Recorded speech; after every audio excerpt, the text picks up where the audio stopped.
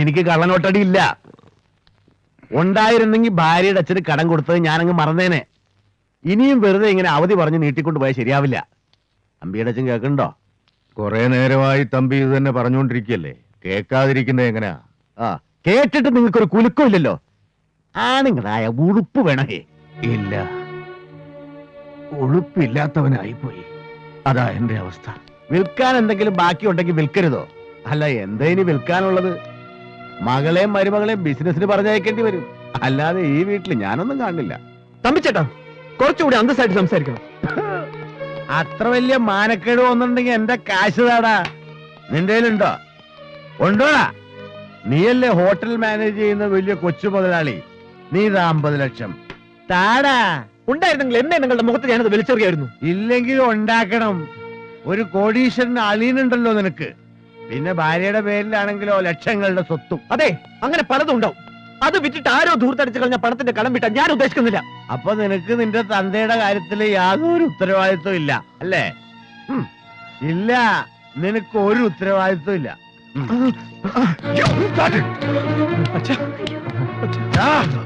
നിനക്ക് ഉത്തരവാദിത്വം ഇല്ലെങ്കിൽ പിന്നെ നീ എന്തിനാണ് അതിൽ ഇടപെട്ടത്? ഞാൻ അയാളുടെ മുഖത്ത് വിസ്കി ഒഴിക്കും. ചിലപ്പോ മൂത്രം വരും. അമ്മേ ചേച്ചി, വിളിച്ചു കൊണ്ടുണ്ടോ ഇയാളെ? ഫ്രോഡുകളാ, കള്ള ഫ്രോഡുകള്. എന്നെ വഹിക്കാതെ കാശ് മേടിച്ചു.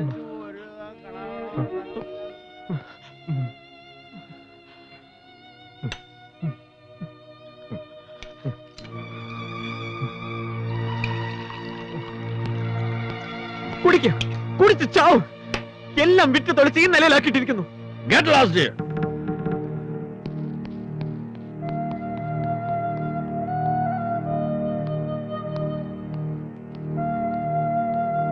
ഞാനും കഴുത്തു മുഴുവൻ മൂടിയ പൊന്നുവിട്ട് തന്നെയാ ഈ വീടിന്റെ പടി കയറി വന്നത്. അതിനു പുറമെ പണമായിട്ട് എന്റെ അച്ഛൻ കൊടുത്തിരുന്നു. അതല്ല ഈ വീട്ടിലെ കടങ്ങൾ വീട്ടാൻ വേണ്ടി ഗിരിയേട്ടൻ എടുത്തോണ്ട് പോയി. തികയാതെ വന്നത് എന്റെ ഷെയറായി അച്ഛൻ എഴുതി വെച്ച് പ്രോപ്പർട്ടി വിറ്റിട്ടും വീട്ടി. ഇയാളുടെ മുന്നിൽ പൊങ്ങച്ചൻ പറയുന്നല്ല, സത്യ. ചോദിച്ചു നോക്കാലേ നന്ദനോട്, നന്ദൻ പറയും. രാജി ചെയ്തതൊരു ഭാര്യയുടെ കടമയാ. അതിലിപ്പോ ഒട്ടും വിഷമം വിചാരിക്കുകയും വേണ്ട. ചേച്ചി, ഞാനിപ്പോ എന്താ വേണ്ടത്? എനിക്കറിയാഞ്ഞിട്ടാ. നിങ്ങൾ പറഞ്ഞു തരൂ. ഞങ്ങൾ ഉപദേശിച്ചു തരണോ? തനിക്ക് ചിന്തിച്ചാൽ അറിഞ്ഞൂടെ എന്താ വേണ്ടെന്ന്? ഭർത്താവിന്റെ വീട്ടിലൊരു പ്രശ്നമുണ്ടെങ്കിൽ അത് തന്റെ വീട്ടിലെ പ്രശ്നമായിട്ട് കണ്ട് അതിനുള്ള പരിഹാരം എന്താച്ചാ കാണാൻ നോക്കണം. ഭർത്താവിന് അത് അറിയില്ലെങ്കിൽ പറഞ്ഞു കൊടുക്കണം. അതാ കുട്ടി വേണ്ടത്. ഭർത്താവിന്റെ വീട്, എന്റെ വീട് എനിക്കങ്ങനെ രണ്ടായിട്ട് കാണാൻ അറിയില്ല. ഇതുപോലുള്ള പ്രശ്നങ്ങൾ ഞാൻ ഇതുവരെ ഫേസ് ചെയ്തിട്ടുമില്ല. കേട്ടോ രാജി, തമ്പിച്ചേട്ടൻ അച്ഛനും കൊടുത്ത വായ്പ ഇപ്പൊ തിരിച്ചു ചോദിക്കുന്നെങ്കിൽ അതിന് തക്കോണമുള്ള ടൈറ്റ് ഉണ്ടായിട്ടാ. അത് കിട്ടിയില്ലെങ്കിൽ മൂപ്പര് പ്രശ്നത്തിലാകും. ഇവിടെ ഇപ്പൊ എല്ലാ പ്രശ്നങ്ങളും തീർക്കാൻ പത്മജ ഒന്ന് മനസ്സ് വെച്ചാ മതി. നന്ദന്റെ അച്ഛൻ കടം വീട്ടാൻ വഴിയില്ലാണ്ട് തൂങ്ങിച്ചെത്താ അത് പപ്പയ്ക്ക് സഹിക്കാൻ പറ്റുമോ? പപ്പയ്ക്ക് പിന്നെ മനസമാധാനം കിട്ടുമോ? അവന് പക്ഷെ വാശിയല്ല, പ്രായത്തിന്റെ ഒരു ദുരഭിമാനം. അങ്ങനെ ചേച്ചി പറയരുത്.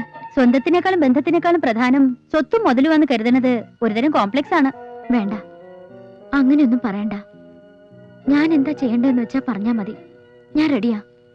ഇപ്പൊ തൽക്കാലം നന്ദൻ അറിയാതെയാണെങ്കിലും ഈ വീട്ടിൽ ആരും തമ്മിൽ വഴക്കടിക്കാതെ ഇരിക്കുമെങ്കിൽ ഞാൻ റെഡിയാ.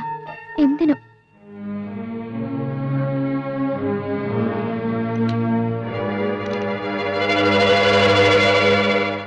അച്ഛാ, അച്ഛൻ വിഷമിക്കണ്ട കേട്ടോ. തമ്പിച്ചേട്ടന് കൊടുക്കാനുള്ള പണം നമുക്ക് കൊടുക്കാം. എന്റെ പേരിലുള്ള പ്രോപ്പർട്ടീസ് പ്ലെഡ്ജ് ചെയ്താൽ മതി, പണം കിട്ടും. അയ്യോ മോൾ എന്തായി പറയണേ? വേറെ എന്താ ചെയ്യാച്ചാ? ഏട്ടനോട് പറയാന്ന് പറഞ്ഞപ്പോ തമ്പിച്ചേട്ടൻ അമ്പി ചേച്ചി സമ്മതിക്കുന്നില്ല. വിൽക്കാൻ എന്റെ കയ്യിൽ ഒന്നുമില്ല. പണയം വെക്കാൻ ഈ വീടും ഹോട്ടലും എല്ലാം പണയത്തിലാ. ഞാൻ തമ്പിച്ചേട്ടന്റെ അമ്പി ചേച്ചിയുടെയും കൂടെ പോയി ചില ഡോക്യുമെന്റ്സ് സൈൻ ചെയ്ത് കൊടുത്താൽ മതി. നന്ദൻ അറിയണ്ട തൽക്കാലം. പിന്നീട് എപ്പോഴെങ്കിലും ഞാൻ പറഞ്ഞോളാം നന്ദനോട്. അവനും മോളുടെ ഏട്ടനും അറിയാതെ അങ്ങനൊന്നും ചെയ്യാൻ പാടില്ല. സാരില്ല അച്ഛാ, ഞാൻ എന്ത് ചെയ്താലും ഏട്ടനൊന്നും പറയില്ല. ഈ വീട്ടിൽ ഇനി ആര് തമ്മിലും വഴക്കിടാതിരിക്കുന്ന കണ്ടാ മതി. അതിനുവേണ്ടി ഏത് പേപ്പറിൽ വേണേലും ഞാൻ സൈൻ ചെയ്യാം.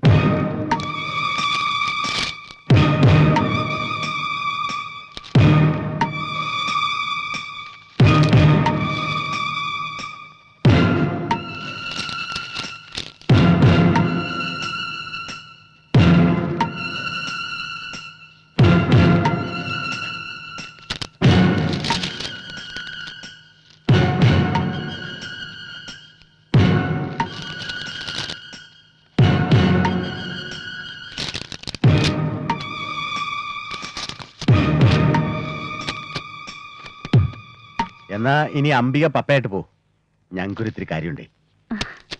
വാ. എടാ ഗിരി, നീ സാറിനൊന്നും കൊണ്ടാക്കിയേ. അപ്പൊ സാറേ, എല്ലാം പറഞ്ഞതുപോലെ നമുക്ക് വൈകിട്ട് ക്ലബ്ബിൽ കാണാം. ഓക്കെ. പോവാ.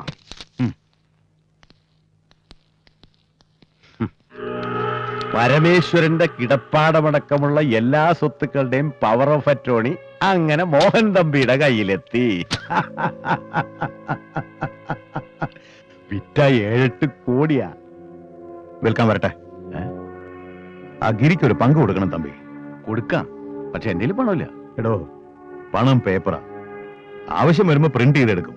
എന്റെ രീതി അതാ. തന്റേത് എനിക്കറിഞ്ഞൂടാ.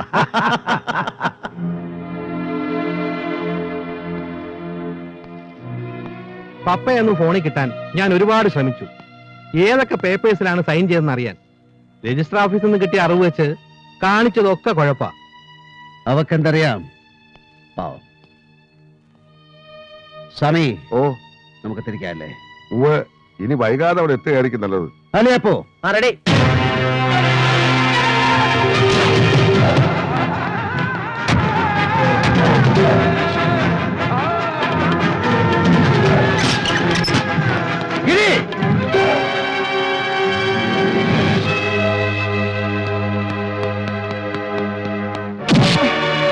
എല്ലാവരും ചേർന്ന് അവളെ കണ്ണീര് കുടിപ്പിച്ച് സ്വത്തുക്കൾ എഴുതി മാറ്റൂ. അല്ലടാ, എന്തിനാടാ നിനക്കൊക്കെ കൂടുതൽ മണ്ണ്?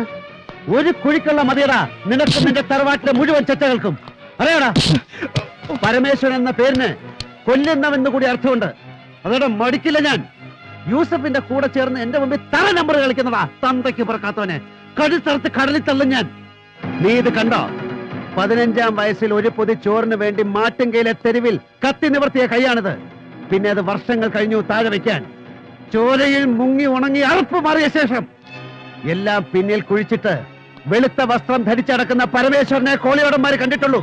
നീയൊക്കെ കൂടെ എന്നെ കൊണ്ട് പഴയ വേഷം കെട്ടിക്ക് വരടാ.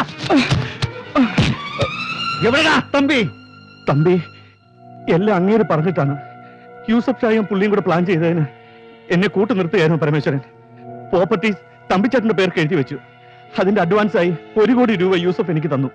വീട്ടിൽ സൂക്ഷിക്കുന്നത് സേഫ് അല്ലാത്തതുകൊണ്ട് ഹോട്ടലിൽ സൂക്ഷിക്കാൻ യൂസഫ് എന്നോട് പറഞ്ഞു. 1 കോടി ഹോട്ടലിൽ വെക്കാൻ പറഞ്ഞോ? ഉവ്വ്, നന്ദന്റെ ഓഫീസ് റൂമിലെ ബ്യൂറോയിലുണ്ട്.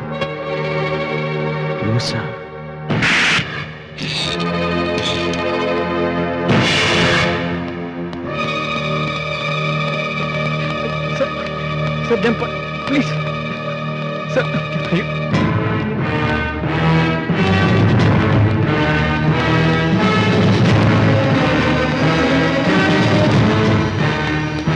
മാഡം, ഇത് ചതിയാണ്. അവൻ നിരപരാധിയാണ്. ഓ, ഇയാളുടെ ബ്രദറിലാണല്ലോ ഇവൻ. കൊള്ളാം, ക്വൈറ്റ് നാച്ചുറൽ. ഗോൾഡ് സ്മഗ്ലറുടെ അളിയൻ കള്ളനോട്ട് ഇടപാട് നടത്തുന്നു. ഇനി ആരൊക്കെയുണ്ട് തന്റെ ബന്ധുക്കൾ, അണ്ടർവേൾഡ് ആക്ടിവിറ്റീസുമായി ജീവിക്കുന്നവർ? മാഡം, ഇതിന്റെ പിന്നിൽ മറ്റാളുകളുണ്ട്. എനിക്ക് തെളിയിക്കാൻ കഴിയും. With proof. Get lost with your bloody proofs. 1 കോടി രൂപയുടെ കള്ളനോട്ടുകളാണ് അവന്റെ ഓഫീസിൽ നിന്ന് പിടിച്ചെടുത്തത്. ബാക്കി കഥകൾ ഞാൻ അവനെ കൊണ്ട് പറയിച്ചോളാം. ഇൻസ്പെക്ടർ, അവനെ എന്റെ ഓഫീസിൽ കൊണ്ടുവാ.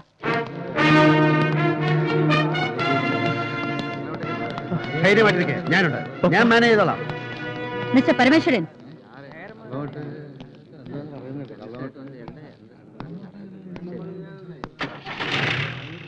വെറും 4 വർഷത്തിനുള്ളിൽ ഈ നഗരത്തിലെ ബിഗ് ഷോട്ട്സിന്റെ ലിസ്റ്റിൽ കയറി പറ്റിയ ഒരു പ്രോപ്പർ ബാക്ക് ഹിസ്റ്ററി ഇല്ലാത്ത പരമേശ്വരൻ എന്ന പകൽ മാന്യന്റെ ഇമേജ് വെട്ടിക്കീറി പരിശോധിക്കാൻ ഇതൊരു കാരണമാവുമെങ്കിൽ, അതുവഴി ചില സത്യങ്ങൾ പുറത്തു വരുമെങ്കിൽ എങ്കിൽ കൊള്ളാം അല്ലേ? Let's see.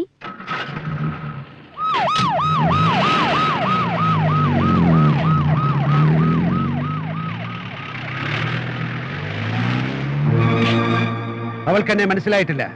മനസ്സിലാക്കി കൊടുക്കാൻ പറ്റുന്ന ഒരു സാഹചര്യത്തിലല്ല ഞാനിപ്പോ. കൊണ്ടുപോകുന്ന ആരെയാണെന്ന് ഓർമ്മയുണ്ടല്ലോ? ഇൻട്രോഗേഷന്റെ പേരും പറഞ്ഞ് ആരെങ്കിലും അവന്റെ ദേഹത്ത് കൈവച്ചാൽ വെക്കുന്നത് ആരായാലും 2 കാലും ഇല്ലാതെ എവിടെയെങ്കിലും പെട്ടിക്കടയിട്ട് മുറുക്കൻ കച്ചവടത്തിൽ ഇരിക്കേണ്ടി വരും ഇനിയുള്ള കാലം. മനസ്സിലായ പറഞ്ഞ് പിടിക്കോ?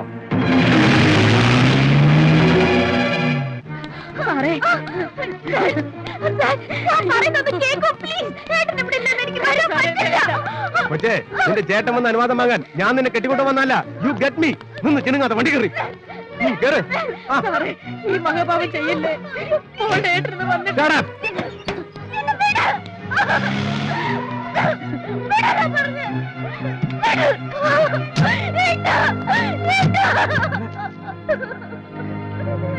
Sir she's under arrest. കാര്യം ഫേക്ക് നോട്ട്സ് കൈവശം വെച്ചതിനാ ഇവളുടെ ഭർത്താവിനെ അറസ്റ്റ് ചെയ്തത്. അത് വന്ന സോഴ്സ് അറിയാൻ ഇവളെ ക്വസ്റ്റ്യൻ ചെയ്തേ പറ്റൂ. സർ പ്ലീസ്, ഞാൻ പറയുന്നൊന്ന് കേൾക്കൂ. തന്നെ കൊണ്ട് വല്ലതും പറയിക്കാനുണ്ടെങ്കിൽ അത് വഴി പോലെ എനിക്കറിയാം. ഇപ്പൊ തൊലിക്കണ്ട. ഇവളുടെ പേരിലുള്ള പ്രോപ്പർട്ടീസ് വിറ്റതിന്റെ അഡ്വാൻസ് തുകയാണ് പിടിച്ചെടുത്ത 1 കോടി രൂപയുടെ കള്ളനോട്ടുകൾ. അത് സത്യമാണെന്ന പയ്യൻ സമ്മതിച്ചു കഴിഞ്ഞു. അപ്പൊ പിന്നെ ഇവളെ ഞങ്ങളൊന്ന് കൊണ്ടുപോകണ്ടോ? വേണ്ടടോ. Constables take care.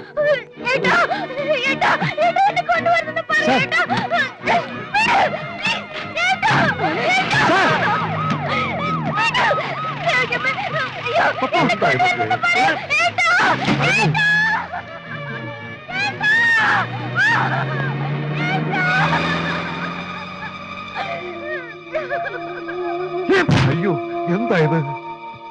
എന്താടോ സ്വാമി ഇത്? ഞാൻ എന്താടോ കണ്ടത്? എന്റെ പപ്പയെ പോലീസുകാർ പിടിച്ചുകൊണ്ടുവന്നത് താനും കണ്ടോ? ഇതിനാണോ ഞാൻ അവളെ പൊന്നു പോലെ പൂച്ചി വളർത്തിയത്? ഇത് അവൾ അനുഭവിക്കേണ്ടതാണോ? ഞാൻ കാരണം, ഞാൻ എന്റെ തെറ്റുകൾ.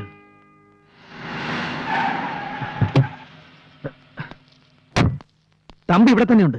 കേന്ദ്ര സഹമന്ത്രി ശിവാജി റാവു ആ ബാംഗ്ലൂരുകാരൻ ഫ്രോഡ്, അവന്റെ ഗസ്റ്റ് ഹൗസിൽ തമ്പിയുണ്ട്. ഏത് നരകത്തിലായാലും അവനെ എനിക്ക് വേണം. വണ്ടി എടുക്കണ.